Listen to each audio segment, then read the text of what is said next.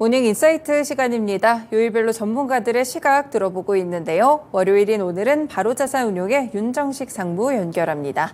상무님 안녕하세요. 네, 안녕하세요. 네, 저희 지난주 증시를 보면 상당히 안 좋았습니다. 역시나 중국발 리스크를 무시하지 못했던 모습인데요. 지난주 증시 흐름 어떻게 살펴보셨을까요?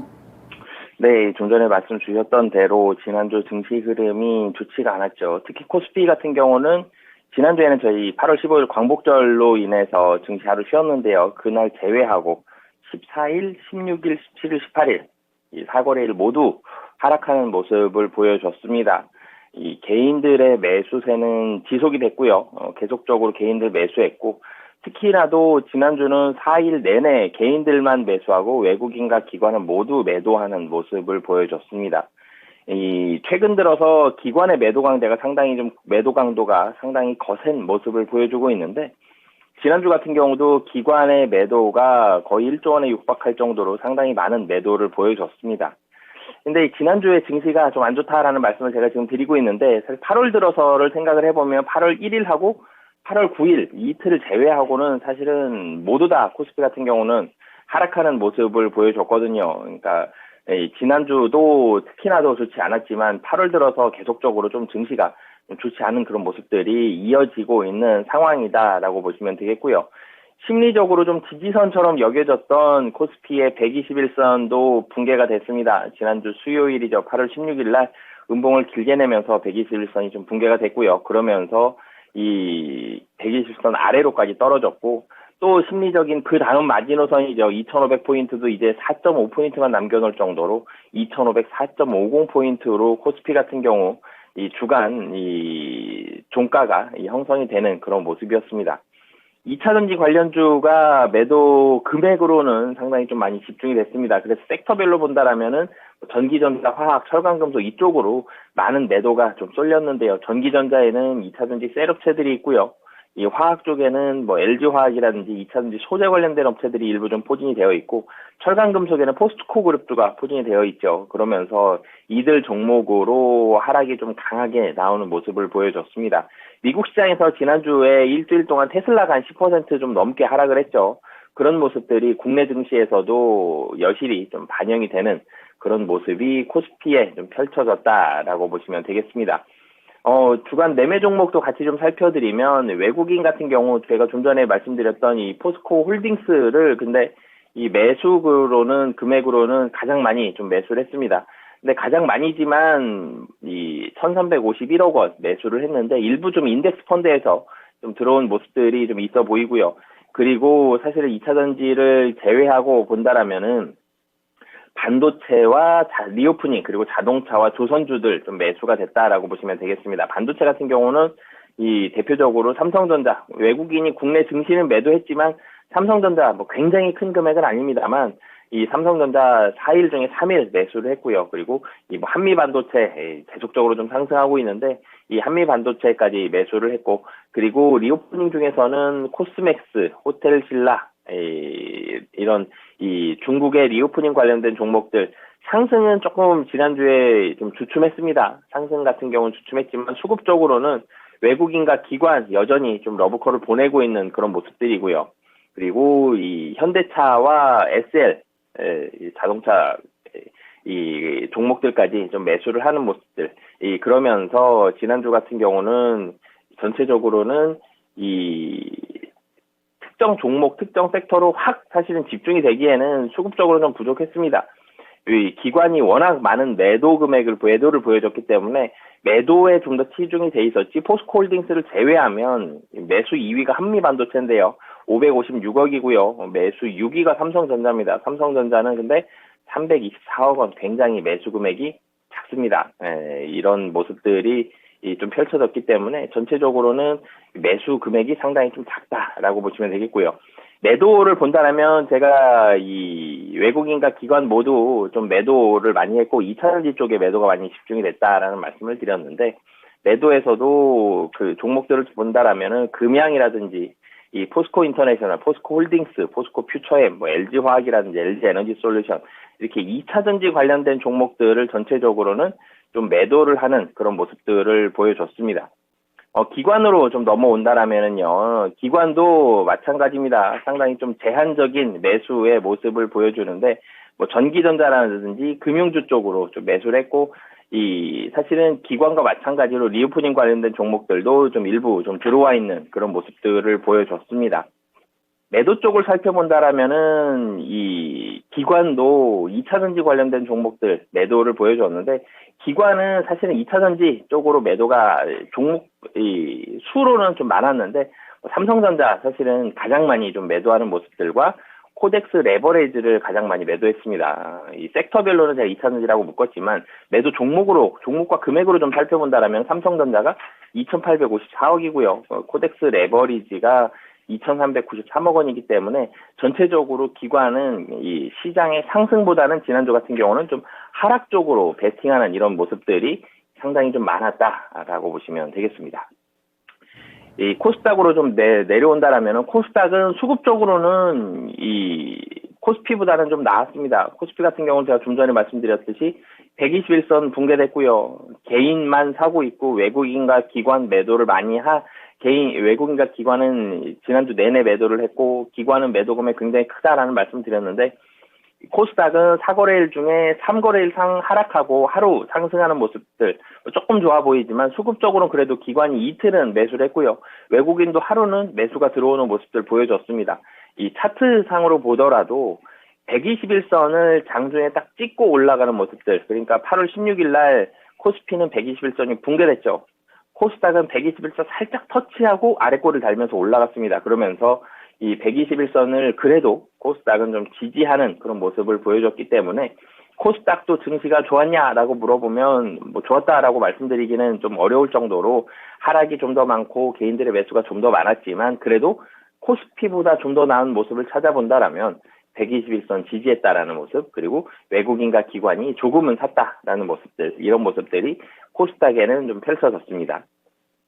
수급적인 모습들을 본다라면은 사실 코스닥도 이 개인 매수 위주이고 외국인과 기관은 매도를 보여줬기 때문에 사실 매수 금액이 상당히 좀 제한적입니다. 이런 모습들이 있었기 때문에 이 코스닥에 있어서의 매수, 사실 에코프로 한 종목만 좀 매수해서 좀 큰 규모를 차지했지 나머지는 매수가 굉장히 제한적일 정도로 외국인의 매수는 상당히 좀 낮은 그런 모습들을 보여줬고요. 일부 제약바이오 종목들로 매수가 들어오는 그런 모습을 보여줬습니다. 도리어 매도 쪽이 좀 더 특징적인데요. 매도 쪽은 2차전지라든지 그리고 이 일부 엔터주들 매도가 나오는 모습들. 그러니까 코스닥과 코스피의 공통점이 있죠. 2차전지 관련된 종목들. 그러니까 미국 시장에서의 조정이 나왔고 국내에서도 조금씩 쉬어가고 있는 모습을 보여주고 있는 이런 2차전지 관련된 종목들이 좀 매도가 나온다. 에코프로비엠, NNF 이런 2차전지 관련된 종목들이 매도가 나왔고요. JYP 엔터라든지 YG 엔터와 같은 일부 엔터주들이 좀 코스닥에 있어서의 외국인 매도가 나오고 있는 그런 상황이다라고 정리할 수 있겠고요. 기관으로 좀 넘어간다라면은 기관에 있어서는 매수는 반도체 종목들을 좀 매수를 했습니다. ISC라든지 HPSP라든지 이오테크닉스, 하나마이크론, 주성엔지니어링 이런 일부 이 반도체 관련된 종목들을 매수했고요. 그리고 좀 특징적인 부분이 에코프로비엠, LNF, 에코프로 이 2차전지 관련된 종목들 매수 금액이 굉장히 크진 않습니다만 그래도 기관은 좀 매수를 하는 그런 모습을 보여줬고 매도 쪽으로 넘어가면 기관 같은 경우는 이 제약바이오 쪽으로 매도가 좀 많이 나왔습니다. 셀트리온 헬스케어라든지 셀트리온 제약 를 비롯해서 파마리서치라든지 이런 종목들 매도를 했고요. 엔터주들도 매도를 했습니다. 이 기관도 엔터주들에 있어서는 외국인과 마찬가지로 수급적으로는 좀 좋지 않은 그런 모습을 보여줬는데 전체적으로 기관과 외국인 사실은 8월 들어서는 섹터별로 묶기가 좀 어색할 정도로 이 매수 금액이 굉장히 좀 낮고요. 종목별로도 같은 섹터 안에 있더라도 종목별로도 차별화되는 그런 모습들을 보여주고 있는 그런 상황이기 때문에 외국인과 기관, 매수하는 종목도 잘 살펴야 되겠지만 이번 주 같은 경우는 이런 종목들을 매도를 했구나. 특히 2차전지 같은 종목, 2차전지, 엔터, 제약바이오 쪽으로 매도가 나온 종목들은 좀 잘 살펴보시면서 추가적인 하락이 나올 수도 있다라는 부분들을 염두에 두시고 보시면 좋을 것 같습니다. 네, 이렇게 국내 증시에 대해서 또 함께 들어봤는데요. 네, 전반적으로 봤을 때 코스피와 코스닥 둘 다 좋지는 않았지만 분명히 그 안에서 차이점은 또 있었던 것 같습니다. 지난주 미국 증시에 대한 흐름들은 어떻게 살펴보셨을까요? 사실 국내 증시가 하락한 이유가 미국 증시와 중국과 미국에서부터 온 이유로 인해서 국내 증시가 하락을 했습니다. 이전에는 뭐 2차 전지, 소재 관련된 종목들이 너무나도 급등을 하면서 그런 종목들이 수급을 다 빨아들이는 이 진공 청소기와 같은 모습을 보여줬는데, 이 지난주 같은 경우는 미국도 마찬가지로 하락을 했는데요. 미국과 국내 증시 모두 중국에서 넘어온 이유가 있었죠. 중국 부동산 리스크가 부각이 되면서 조정이 시작이 됐습니다. 금요일 밤이죠. 그러니까 그 미국 증시의 지난주 마지막 거래일에 미국 증시 일부 반발 매수가 들어오는 모습들을 보여줬는데, 반도체는 상승을 했지만 여전히 반등하지 못한 종목이 중국 관련된 종목들이었거든요. 중국 부동산 리스크가 이번 주에 사실 어떻게 해결되는지도 굉장히 중요한데, 이 리스크가 부각이 되면서 지난주 미국 증시 같은 경우는 하락을 했고요. 그리고 국채금리가 급등을 했습니다. 10년물 국채금리 전주 대비해서, 그러니까 전전주 대비해서 지난주가 2.24% 상승하면서 4%를 넘어서는 모습을 보여줬습니다. 이 단기적으로만 4% 이상의 모습을 종종 보여줬었는데, 10년물 국채금리, 이제는 금리 인상 얘기가 뭐 FOMC에서도 나오고 있고, 다시 한번 또 추가적으로 금리 인상이 될 수 있다는 얘기가 워낙 좀 많이 나오고 있죠. 금리 인상에 대한 확률, 페드와치에서의 금리 인상 9월 확률은 여전히 좀 낮은 상태입니다. 그렇지만 10년물 국채금리는 상당히 공격적으로 금리 인상 쪽으로 반응하고 있다는 점. 그러면서 미국 증시 같은 경우 3대 지수 모두 2% 이상 하락하는 모습을 보여줬고요. 이번 주에 실적이 발표가 되죠. 이 엔비디아가 실적 발표를 앞두고 있는데, 지난주 같은 경우는 반도체 종목들 하락이 나온 종목들이 더 많았음에도 불구하고 실적 기대감에 엔비디아는 5.98% 상승을 했고, 지난주에 국내 증시에서 2차 전지 관련된 종목들의 매도를 유발했었던 이 테슬라는 지난주 같은 경우 미국 증시에서 10% 넘게 하락하면서, 전체적으로는 미국 증시도 부동산 리스크와 금리에 대한 우려감들이 계속적으로 작용을 하면서 국내 증시와 마찬가지로 하락을 했다라고 정리해 볼 수 있겠습니다. 네, 미국 증시 흐름까지 함께 들어봤습니다. 이번 주에도 말씀 주신 실적 발표를 포함해서 중요한 일정들이 많을 것 같은데 일정들 소개해 주시죠. 네, 우선은 오늘이죠. 중국 LPR 금리 결정, 1년과 5년 금리가 있습니다. 이전에 3.58이고 5년이 4.2%인데, 중국의 금리 지난번에 한번 낮췄죠. 지금 이 전체적으로는 유동성을 풀려고 하고 있는 상황인데, 이 미국에서 채권 금리는 올라가고 있는 상황입니다. 중국에서 자금도 계속적으로 나가고 있고요. 중국의 선택과 중국의 상황들이 어떤지, 사실 이번 주에는 오늘 같은 경우 중국의 금리 결정 가장 중요한 모습이고요. 독일의 7월 생산자 물가 지수, 그리고 캐나다 7월 신규 주택 가격 지수가 있고요. 화요일로 넘어오면 한국 8월 소비자 기대 지수와 유로존 6월 경상 수지, 미국의 7월 기존 주택 판매와, 그리고 화요일날 가장 중요한 게 8월 리치몬드 여는 제조업 지수가 있습니다. 그리고 가장 사실은 이번 주에 중요한 건 오늘 중국의 이 금리 결정과 그리고 수요일인데요. 한국에서는 9월 기업 경기 실사 지수 중요한 일이지만, 이보다도 독일과 유럽과 미국으로 넘어가서 중요한 이벤트가 있습니다. 독일, 영국, 유로존, 그리고 미국의 8월 마켓 서비스업 제조업 서비스업 PMI 잠정치가 발표가 되는데요. 이 최근 들어서 경기가 여전히 침체가 되고 있는 상황들이 나오고 있습니다. 이런 모습들에 대해서 이 지표가 8월 마켓 제조업 서비스업 PMI, 그러니까 사실 가장 중요한 것 따지면 미국이 제일 중요하고요. 그 다음에 독일과 유로존이고 마지막으로 영국인데요. 근데 사실은 영국만 해도 굉장히 경제 규모가 크죠. 유럽에서 차지하고 있는 비중이 굉장히 높기 때문에 이 지표 잘 참고해 주셨으면 좋겠고요.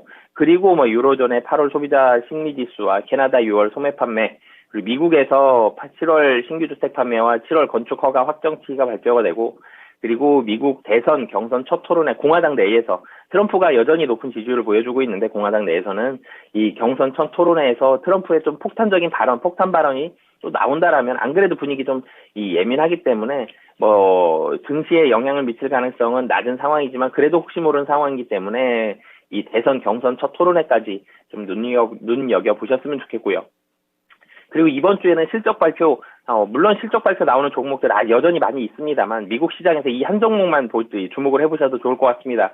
장 후반에 엔비디아의 실적이 발표가 되는데 지난주에 실적 기대감이 있으면서 6% 가까이 주식이 상승을 했고 그리고 금요일 밤에도 반도체에 관련된 종목들 여전히 좋은 분위기 있었기 때문에 엔비디아 실적 만약에 실적 좋지 않다라면 반도체 종목들 다시 한번 레벨 다운될 수가 있습니다. 그래서 엔비디아 실적 잘 보셨으면 좋겠고요. 24일 목요일로 넘어온다라면 한국 7월 생산자 물가지수와 한국 금융통화위원회에 있는데 금리 8월 달은 여전히 좀 동결할 것으로 보여집니다.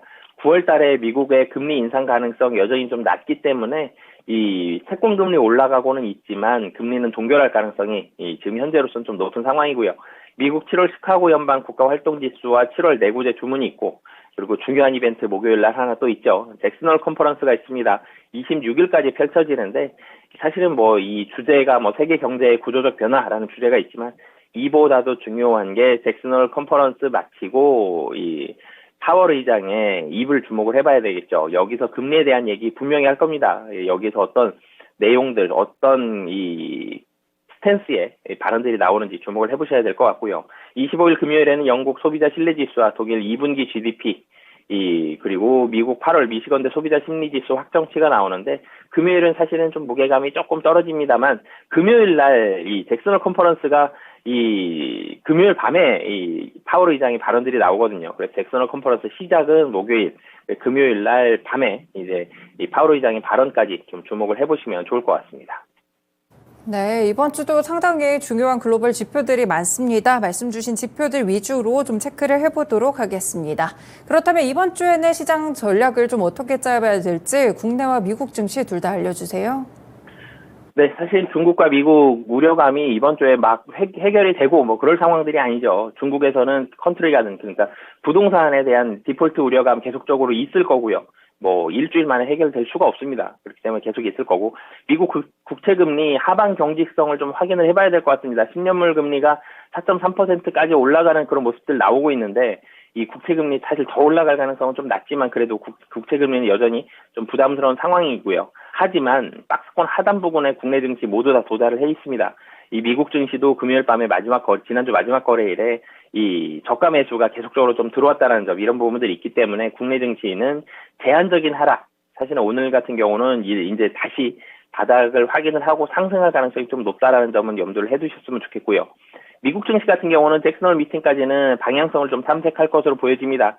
이 페드와치에서 9월 인상 확률이 높아졌는데 10에서 13.5%로 여전히 좀 낮은 상황으로 높아진 상황입니다. 그렇기 때문에 9월 금리 인상 아직까지는 좀 낮은 상황이지만 잭슨홀 미팅에서 파월 의장이 좀 강하게 발언을 한다라면 이 역시도 올라갈 수도 있는 그런 상황이고요. 역시 중국과 미국의 금리 리스크가 있기 때문에 박스권 움직임은 예상이 됩니다만 박스권 상단을 확인하기보다는 박스권 하단을 확인을 하고 사실 지난주가 거의 하단이 될 가능성이 높습니다만 하단을 확인을 하고 여기서 반등할 가능성이 높다라는 점 염두해 두시면 좋을 것 같습니다. 리스크가 남아있지만 시장에 얼마나 반영이 됐는지 좀 하단 부분을 위주로 체크를 해보시는 전략이 필요하겠습니다. 상무님 오늘 말씀 고맙습니다. 네, 감사합니다.